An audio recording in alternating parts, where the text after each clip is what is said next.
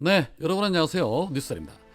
김두관 전 의원은 이준석 등 합리적인 보수를 안아야 대선에서 승리할 수 있다라고 말하고 있고, 고민정은 한동훈, 유승민, 이준석도 만나야 한다라고 말합니다. 그러면서 이재명 대표가 주장하는 민주당은 중도 보수가 아니라고 합니다. 이준석이 합리적 보수라는 김두관의 주장에도 동의를 할 수 없고, 대선에서 승리하기 위해서 그들을 만나야 한다는 데에도 동의할 수 없습니다. 시종 일관 입만 열면 이재명 대표를 악마화했던 인간들입니다. 한동훈 같은 자는 윤석열과 함께 정치 검사 시절부터 이재명 대표를 죽이려는데 앞장섰던 자입니다. 그런데 그런 자를 만나서 연합전선을 만들어야 한다. 권력을 위해서는 조상의 묘도 파낸다는 김재원의 논리나 다름없습니다. 그래서 고민정은 안 되는 겁니다. 차라리 이재명 대표가 주장하는 중도 보수론을 더 강하게 어필하는 것이 100번 더 효과적이라고 봅니다. 이재명 대표가 중도 보수론으로 세력 확장을 넓혀가자 오늘 안철수가 기자회견을 통해 국민통합선언문을 발표하면서 여당이 중도층에 호소해야 한다라고 주장을 했습니다. 안철수는 기자회견에서 이번 화요일 윤석열의 최후 변론이 끝나면 헌재의 판결을 기다리게 된다. 어떤 결과가 나오더라도 안정과 발전이라는 누구도 부인할 수 없는 예정된 미래를 가야 한다. 극심한 정쟁과 갈등을 넘어서 통합으로 가야 한다. 시대교체, 시대전환을 완수해야 한다. 이재명 대표가 중도 정책적 정책까지 포용할 수 있다고 말을 하게 되면 당연히 보수를 잠식할 수 있는 거 아니겠냐. 중도층이 원하는 것은 국민통합이다. 국민통합 없이 국가 위기를 넘긴 나라는 지구 역사상 한 나라도 없었다라고 입을 털었습니다. 그걸 잘 아는 자들이 윤석열 정권 내내 이념 갈라치기, 세대 갈라치기, 성별 갈라치기 등등 국민을 극단으로 분열시키고 결국 파국까지 치닫게 만든 자들이 이재명 대표가 중도 보수론을 외치니까 이제 와서 국민 통합을 외친다니 정말 지나가는 소가 없을 일입니다. 국민을 그저 표로밖에 생각 안 하는 자들입니다. 선거철만 되면 굽신거리는 자들, 이번에 확실하게 우리 국민들의 무서움을 알게 해줘야 합니다. 특히 이 국힘당의 홍준표나 나경원 같은 자들은 입만 열면 좌파라는 단어를 달고 삽니다. 의도적인 갈라치기가 몸에 밴 자들이기 때문에 그런 자들이 국민통합을 얘기한다는 것 자체가 이거 자체가 국민 기만입니다. 오늘 이재명 대표가 페이스북을 통해 재차 민주당은 중도 정당이다. 시대 상황이 진보성이 더 중요할 때는 진보적 중도 역할이, 보수성이 더 중요할 때는 중도 보수 역할이 더 컸다. 진보와 보수는 시대와 상황에 따라서 상대적이다. 서구 선진국 기준에 의하면 김대중, 문재인, 이해찬 등의 지적처럼 민주당은 보수 정당이거나 그에 가깝다. 지금 대한민국은 보수를 참칭하던 수구정당 국힘이 윤석열, 전광훈을 끌어안고 극우 본색을 드러내며 거칠의 보수 역할마저 버리고 극우 범죄당의 길을 떠났다. 불법 계엄대로 다시 돌아가도 계엄 해제에 반대하겠다는 것이 국힘 대표의 입장이다. 나라를 망치고 수천 명 국민을 살상해서라도 영구 집권용 군정을 시도한 내란 수계의 탄핵을 반대하고 법원을 무력 침탈한 헌정 파괴 세력을 비유하는 게 보수일 수는 없다. 좌든 우든 진보든 보수든 정당은 국민의 삶과 국가 발전을 위해서 존재한다.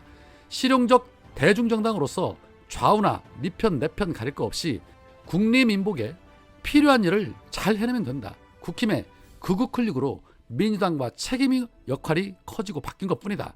참칭 보수, 억지 진보의 정쟁에서 벗어나 진정한 보수와 합리적 진보성이 경쟁하는 새 시대가 열리기를 바란다. 극우 범죄당 국힘이 극우의 힘을 믿고 내팽개친 보수타를 찾아 내란 속의 윤석열을 부정할 그 새벽에 다가온다. 구밀복검하며 계엄 총칼로 위협하던 국민에게 큰절로 사죄하고 윤석열을 부정하며 당명을 또 바꿀 날 과연 언제일까? 폴리마켓에라도 올려봐야 하나라며 좌파, 우파, 국민은 배고파라고 말했습니다. 연일 이재명 대표가 계속해서 중도 보수 정당에 관한 메시지를 내면서 국힘당을 극우 범죄당이라고 몰아붙이는 파급력이 지금 상당합니다. 그러니 국힘당 입장에서는 미칠 지경이죠. 나름 너나 할 거 없이 이재명 대표를 비판하는 메시지를 내기는 하지만 이재명의 리더십을 도저히 따라갈 수가 없는 겁니다. 이렇게 훌륭한 리더십을 발휘하는 이재명 대표를 감히 윤석열과 함께 청산하는 것이 시대정신이라고 말하는 이낙연, 그러니까 박지원 의원에게 정신 나간 얘기라는 소리나 듣는 것인데, 또 박지원 의원 발언에 발끈해서 누구의 정신이 더 건강한지 국민께 여쭤보자라고 입을 털었는데, 무르나 마나 훨씬 더 형님이신 박지원 의원의 정신이 베리베리 더 건강해 보이니 본인 정신 잘 챙겨야 할 듯합니다. 국힘이나 이낙연이나 능력도 깜도 안 되면서 그저 이재명만 물고 뜯기 바쁜데 이미 국민들의 검증은 끝났습니다. 오늘 김민석 의원이 기자간담회를 통해서 왜 니들이 이재명 대표에게 안 되는 것인지 명확하게 설명해 줬습니다. 오늘은 리더십 문제를 제기해 보려고 합니다. 왜 내란 이후에 일관되게 이재명 대표는 지지율 1위이고 왜 국힘은 이재명 대표를 못 이기는가? 이재명은 시대 흐름을 보고 가는데 국힘은 시대 흐름을 안 보고 이재명 뒤만 쫓아가기 때문입니다. 리더십의 핵심은 시대 정신이고 시대를 보는 리더십이 이기는 게 당연합니다. 이재명 대표의 내란 극복 리더십을 10가지 포인트로 정리해 보겠습니다. 첫째, 계엄을 예견하고 여야 대표 회담에서 경고했습니다. 테러와 사법살인 시도와 싸워내며 다져진 판단력이었습니다. 둘째, 계엄 해제를 주도했습니다. 의원들을 모으고 위험을 무릅쓴 용기 있는 라방으로 시민들을 모았습니다. 이 대표의 라방은 계엄 해제의 결정적 견인차였습니다. 셋째, 시민과 국회가 결합하는 여의도 집회를 제안하고 성사시켰습니다. 넷째, 시민 항쟁을 빛의 혁명으로 호명하며 역사성을 부여했습니다.